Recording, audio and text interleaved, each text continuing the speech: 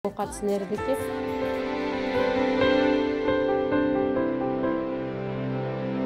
Чөтө мен көп кишиге айтсам ишенбейт, ошо адамды көргөндө эле мен билдим, что ошо адам менен биз турмуш куруп, ушинтип экөөбүз ушу эметип кетерибизди почему ички дүйнөмө сездим да.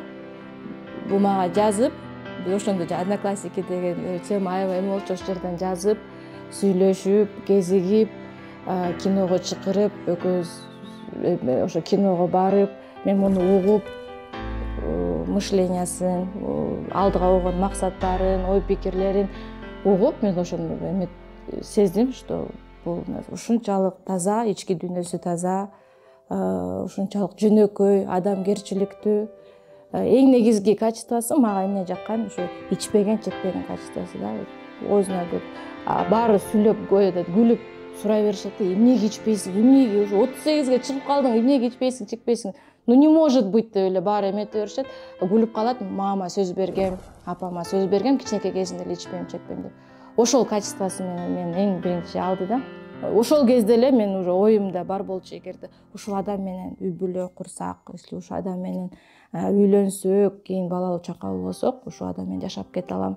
Ушул адам мени алып кете алат, ушу ар нерседен коргойт деген оюм келди да. Ошол аж 9 жыл, общий 10 жыл болуп калды, жашап үй бүлө курганыбызга 9 жыл болду.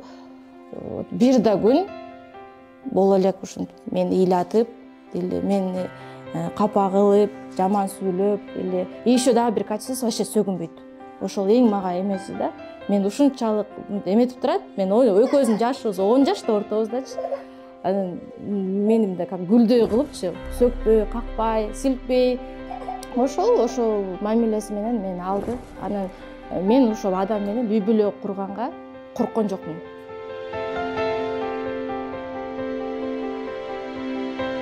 Биз кезигип сүйлөшө баштаганда Азат совсем башка адам болчу. Башкача болчу да, билбейм, мага сезиле берет. Башында аябай мындай гордый болчу, айткандан кайтпаган.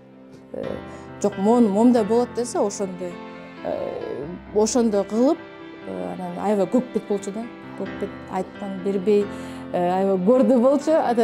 Бирок азыр вообще башкача. Азыр күлө берет, мен сени алып, мен өзгөрттүң депчи.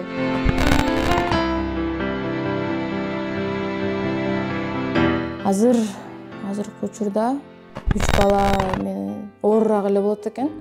Азат эртең менен жумушка кеткенде, кайнатам бар, кайнатам полностью мага жардам берет, жанымда дайыма.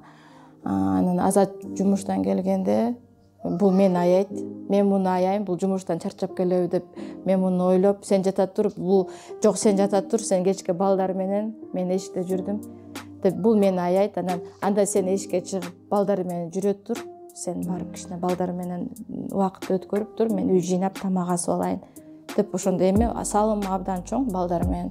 Частный бизнес жактан иштейм. Анан көбүнчөсү байкелер менен иш кылам да. Анан ошол байкелер убагында эме ушундай советтер берген, үй бүлө кургандан кийин келинчегиңе бала төрөлгөндөн кийин жардам беришиң керек. Ошол үй бүлө кургандан кийин келинчегим жанында болуп, бала ыйласа, эметип көтөрүшүп, бирибизге поддержка берсек, жакшы үй бүлө чыгат деп ойлойм. Коноктор келгенде мен эметпейм, эрикпейм посуда жууганга, мисалы мусор чыгарганга, үй жыйнаганга деле жардам берем. Постоянно мен жанында болуп, жардам берем. Ошол мен эме деп ойлойм, ар бир эркек иши, эркек болгондон кийин ошол өз жубайына жардам бериш керек.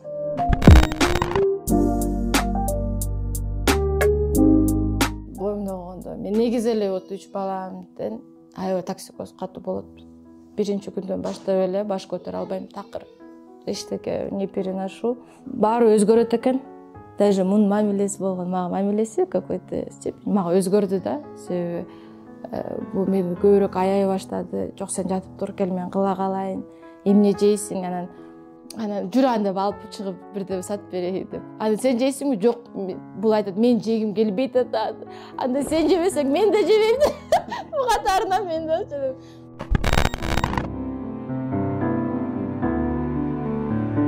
Түнчүндө саат 2-де Элиза менен экөөбүз мен уктап жатсам, Элиза мени ойготуп баштады да. Мени ойготуп, жаным мен бургер жегим келип атат.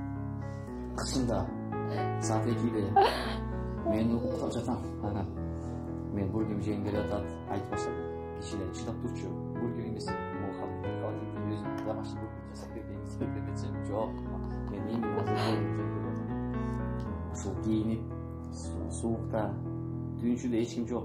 Жалгыз эле эми куртканы кийип, үстүнө пледти кийип алып басып баратам. Анан эмелерди шалма саткан кишилер мени көрүп албай. Ушундай момент болду. Аларды ошол иштеген балдар уктап калышты. Клиент жок болду.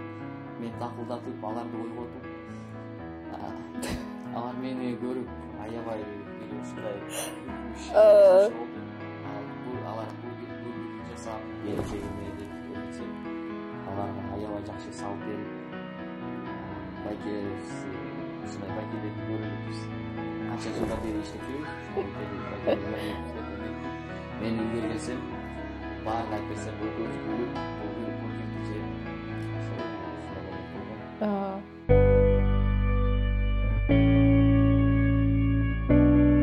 Кышкы период болчу тоже.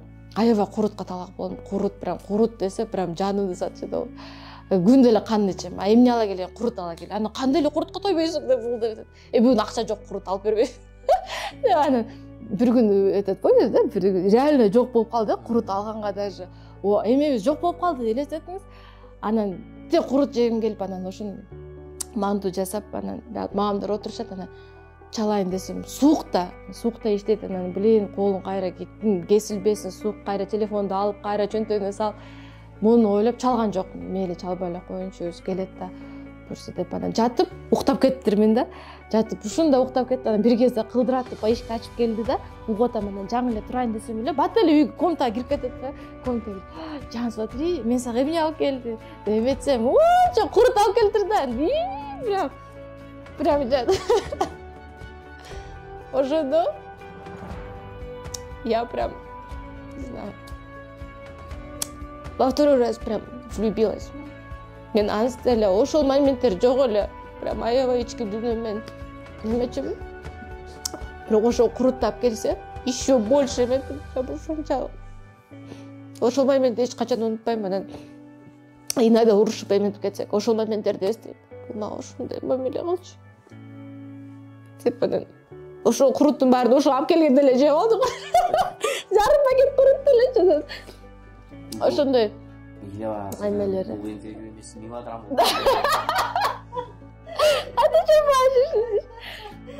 Ошондой моменттериңе рахмат. Ошо мени чыдап ошол эмелерден ушундай моменттерибиз көп болгон. Вот андан кийинки эки балабыз менен жакшы. Он заботится обо мне, бирок бунун бир жакшы жери бар. Эч качан мага эметпейт да. Муну жебейсиз. Анан сен тийиндүү болуп кетесиң, анан мындай болуп кетесиң. Мындай ограничениясы жок да. Каалап атасыңбы же? Мен эметким келбейт сени эчтекеден. Жейсиң, тоёсуң, анан өзүң көңүлүңө жакка жетет. Роддомдо ар бир көрөгөн аялдар мен өз көзүм менен көргөм. Бир аял киши коридордо туруп батареяны кармайт, бир аял киши коридордо ар бир басып жүрөт. Бир эки комнатада ар кайсы эмелер көрүп, но көбүнчөсү мама деп турат экен. Мен өз көзүм менен көргөндөн кийин ар бир кишиге кайрылат элем. Сөзсүз баргыла ар бир жубайыңызга моральный поддержка болуп барышыңар керек. Ар бир киши өзү көзү менен көргөндөн кийин аял кишиге, балага, анан үй бүлөгө көз карашы өзгөрөт. Өзгөрөт.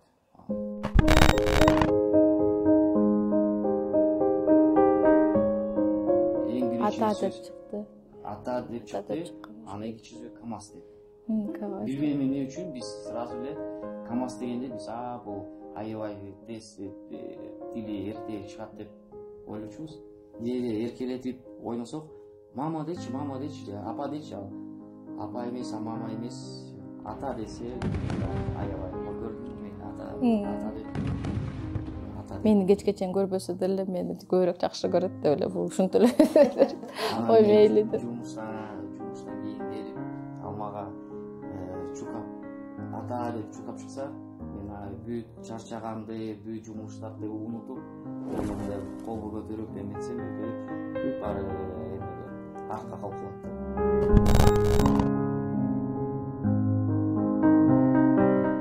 Азыр уже күн жылып бул эшикке чыга башташты да, анан мен кечинде эрте эле кирип кетип, кичүү баламдын курсагын тогузуп, бияка оюнчуктарын чачып отургузуп коюп, буларга тамак даярдай баштадым да, жактан анан булар уже өзү лифт менен көтөрүлүп үйгө киргенге жарашат. Анан бул ортоңку балабыз менен бул кирип эле залга кирди да, сразу эле уборныйга кирип колун жууп эле, көбүрөөк жууп атат да, анан куба сууну өчүрүп муздап кетет, колуңар үшүйт, ысык суу жок деп эле урсам, сейчас мама деп эле самында бирдемени жууп атат. Анан мейли деп эле өзүм что-то отвлеклась, анан бияка келип айтып атпайбы, а что тут я для тебя нашел, а смотри, что я для тебя нашел деп жөн эле мени умиляется да. Анан чуркап келип карасам да кичинекей грузовой машина таап алыптыр да. Анан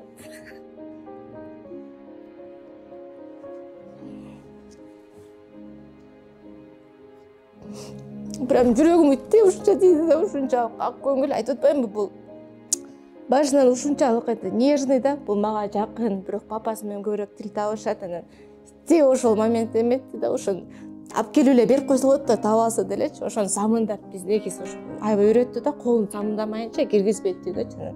Ошону самындап жууп, аябай ушинтип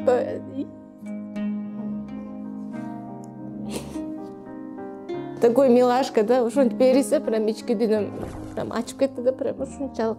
Мен даже өзүм ушунча ушинтем да, какой маленький деп, ушунча ушул эригенде мен эрбейм дагычы. Анан бул ушинтип берисе, прям аябай эметип кетти.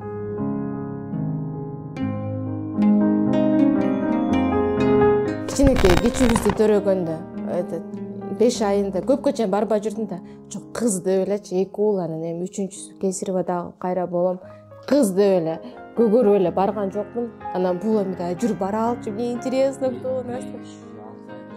Бир топ уже ичим чоң болуп кетти. Кыз болот деп эле жүрдүк да, Алия коебуз, Алиюш, аны менен ушу сүйлөшүп алганбыз, Алия депчи. Сүйлөшүп Алияга даяр болчук да, эше кысачы. Биз буга деп кирип, врач жаткыла, баланы көрөйүн деп, доплер деген бар экен. Бүт баары сердцебиение, бүт баары көздөрү карап көрүп, бүт баары в норме. Все, я вижу, какой здесь пол. Вам говорит пол деп, бизден сурап атпайбы? Биз бири-бирине карап, мен Элизаны карап эметсем, да, говорите. У вас будет, поздравляю, у вас будет мальчик деп атпайбы? Врач айтып атпайбы? Мен ичинен аябай эметип кубанып, жакшы болду деп колуну кармасам, бир кезде колумду мындайына тартып, Элизаны карасам, Элиза ыйлап атат, жатып. 3-чү эркек деп. Биз морально просто кызга даяр болобуз. Ошол моментте мен аны эметип, бул айтып, мен причем тут я же не виноват. Это ты виноват уже.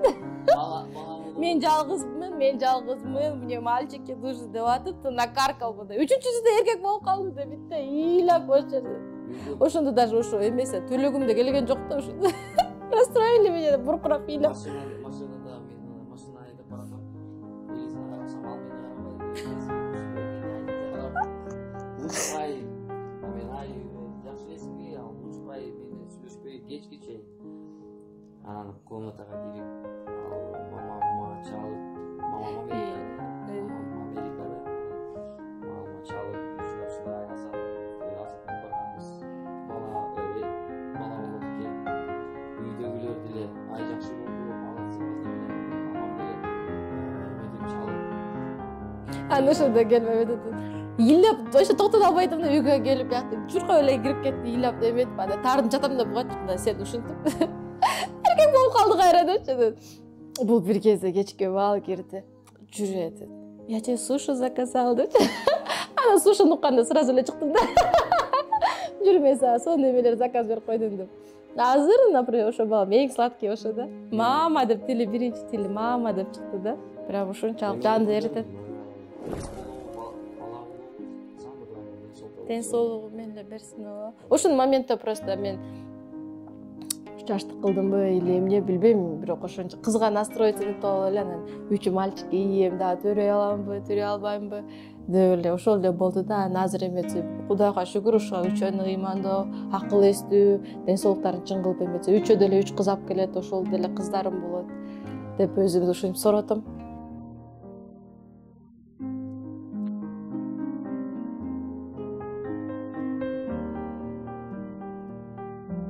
Мен эч качан ошо Азаттын алдынан кечирим сураганга эметпейм.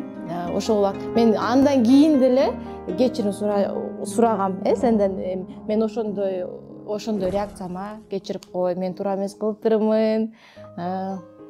Азыр ушунчалык үчөөтөн ушунчалык эң ширин, эң дамдуу ушундай балтатын балдар. Ошолорго сага рахмат. Ушунча любовь менен, ушунчалык айоо мамилең менен сен бар үчүн, сен ушундай мага жакшы мамилең үчүн, ушундай үй бүлө болуп жакшы жашап келатабыз. Сага рахмат. Ошону еще дагы бир жолу менен кечирип кой. Өзүңдү эч качан андай өзүңдү эме ыңгайсыз сезбегин. Эч качан. Буюрса дагы биз жашпыз. Может, Кудай маңдайыбызга дагы кыз жазгандыр, дагы буюрса азыр өзүбүзгө келип каным алмашып, кичине эметкенден может дагы кыздуу болобуз, буюрса. Бул передачада Сени кечирейин. Эл үчүн мен сени кечирип коеюн. Ата кечирбейт болчу эле.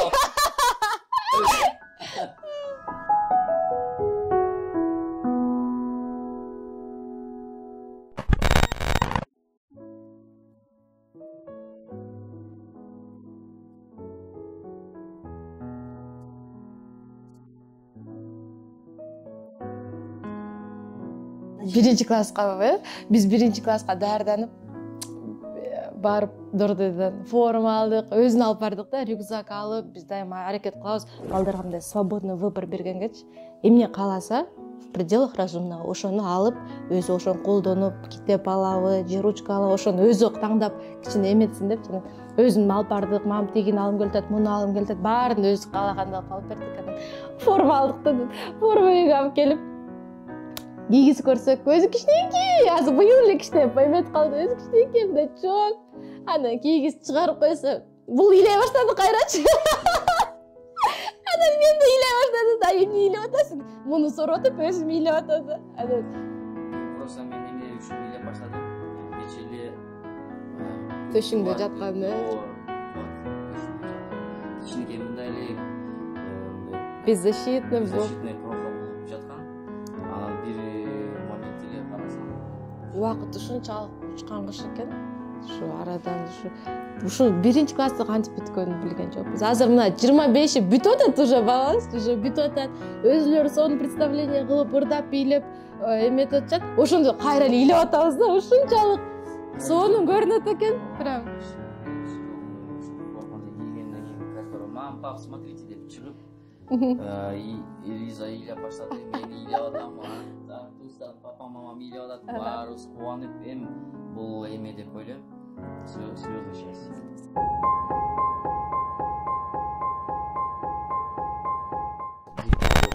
Мен футболдо биз бир жумада 2 жолу футбол ойнойбуз. Бизде өзүнчө группабыз бар. Футбол ойноп бир травма алгам. Белге травма алгам. МРТ кылып карасак 2 грыжа бар экен. Ошол моментте ар бир баскан сайын белим ооруп, буттарым ооруп, жатып калсам буттарым зыгылдап, аябай жакшы стрессти алгам. Мага ушул момент бир депрессия болуп калган. Депрессиядан мени өз ачкан. Мен жанагы ойлонбо, бул убактылуу нерсе. Ооба, бул иштебей отуруп калды да. Оор көтөрсө болбойт, суука чыкса болбойт, кол бутум üşүтсө болбойт, такыр эчтеке эметпегендей кылды да. Анан ушу силер же ата-энемдер жок болсо, мен вообще может суицидке бармакмын деген сөздөр кете баштады да. Аны корктум да, бул эмнеге адам ушинтип атат, бул ушунча жизнь радостный, ушунча жашоосун сүйгөн адам мынтпеш керек. Маамдар менен деле көлдүн түбүнөн суруп чыккандай суруп чыктык да. Бул прям өзүмө кетип эле бир 2 айда эле эметип кетти, арыктап кетти. Тамак көп тамак жей албай калды. Эмек ушунчалык белине эме келтирип алыптыр. Ошо бели бүт полный нервный системасына доо бердиби, эмнеси ушундай ойлор эмете башташты да. Анан жанында болуп, айтып атпаймынбы, бул жада мени алдап соолган, мен да алдап соолап, тигин тымын жүрүп, чыгалы, басалы, отуралы, туралы, даже чакырбаган жерге да барып, киного чыкканга аракет ушинтип атып, постепенно мындай эметип өзүнө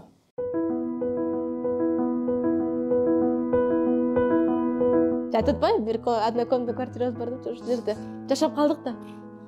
Бул кичинекей, анан ошол күнү түнү уктабайбы, мен эч кылсам эмне болуп анан уктап калыптырмын да. Эртең менен даже жумушка кетире албай уктап калыптырмын. Анан бул мени хотел обрадовать. Эртең менен эрте эле туруп кеттир. Анан бир кезде жан деп атат да, мен мындай где-то бир глубинадан араң туруп көзүмдү ачсам, букетке туруп алыптыр кичинекей. Ошо нарцисс беле. Нарциссдер жаңы анан айтат, жумушка өтүп баратсам бир бабушка отуруптур, нарцисс сатып, анан бир эле букет калыптыр. Эртең менен эле уже сатып бүтүп калыптыр да. Анан ушуну айтат, у бабушки я для тебя купил депчи. Ошол моменттер прям мага эң такие эме да. Мен айтып берем, мага сенден айфон да кереги жок, бриллиант да кереги жок, мага эчтеке кереги жок. Мага уже кылып койгон момент, ошондой моменттердичи, бул уже полностью ошол эмемди алып койгон да, жүрөгүмдөгү эме орундучу ушунчалык. Азыр айтып берсем айтып атат, чын эле азыр сериал болот да, ушундай ушунчалык ак көңүл. Бир жолу даже айтат, иймек эле тагым келет, иймек деп каны ичип атып иймек. Анда барып сюрприз, именно то, что мен агачы мен инстаграмда салып берем да, момдай хочу деп. Аны именно ошо эң жакшысы. Ай, муну эмнеге алдың? Лучше тегип бет белек булак жагбыз. Бул эмне жагат сага деп коюп эле, мен билем всё равно. Ар бир нерсени алып берем. Бул кийимди алып берем. Биз өзгөчө бир өтүп луноходу деген. Алып берем эмес. Мана айтпай эле койчу. Луноходу алып мен даже мындай сол мundуга же оңгуга разница жок да. Мен буну эмне где-то 8 7 жарымды ушундай менге алып берген. Ал кийип алып келип алып келсем, шкафка коюп, кыш келип, качан кийесиң? Кар жасын, кыш келсин деп. Кыш, кар жаап, уже баары эмеси деле кийбей шкафта турган. Анан кийбейсиң десем, ичип попейсиң. Нормально суукта кийип, ушул койгон кийбей. Ошондо айтпады, ушондо анда сатпайсыңбы депчи. Эми акча эме лучше кош башка бирдеме алып ал депчи. Сатсам анда эч ким алган жок. Анда албаган. Аягында муну аны көргөн сайын каны кайнайт да, мунуча көзүнө көрсөтпөй деп сестрёнкам айтты. Да мен жакшы көрөм да.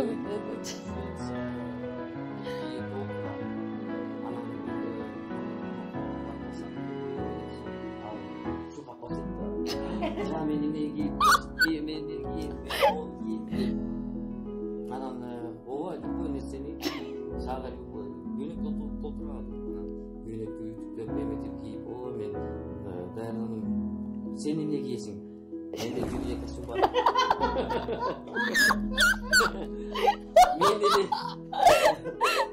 Мен деле ойлонуп отуруп аягымды ушунда баштадым ойлонуп, блин, так эмне бар эле. Эми баягы эле голубой костюм. Сүрөттөрдү мындай эмелерди көрсөңөр, бул сары көйнөктөр бар, ак көйнөк бар, кара бажасы бар. Бүт сүрөттөрдү алып Ар башка. Мен эле ошол эле бир Рамзан Кадыровдун как угодно костюм, мындай голубом цвете. Я, ну хватит. Зимой, летом один цвета деген мен айтсам болот. Чын эле кышында деле ошонусу киет, жайында деле ошонусу киет. Аны айтат, жаным, пойдем сага алалычы. А мага алсам сага эмне, сен эмне кийесиң, сенде жок да депчи, кайра мени кысып эметет деп.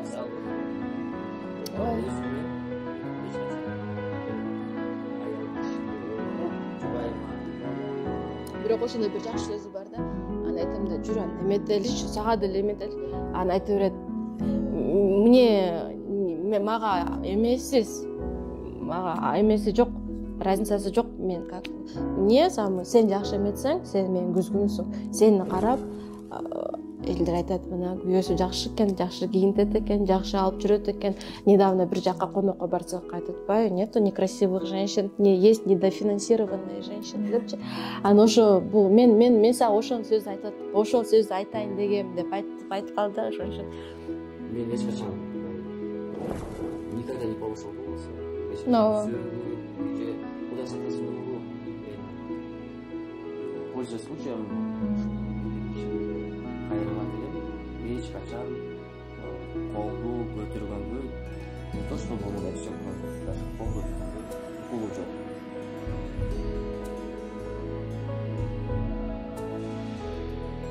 Бакыт мен үчүн бул үй бүлө. Бакыт мен үчүн дагы үй бүлө. Бирок ошону кичине эмерээк айта кетсе, бакыт мен үчүн ата энебиздин ден соолугу, эң негизгиси балдарыбыздын ден соолугу и жолдошум дайыма жанымда болду. Ошо мага эң чексиз бакыт ошо.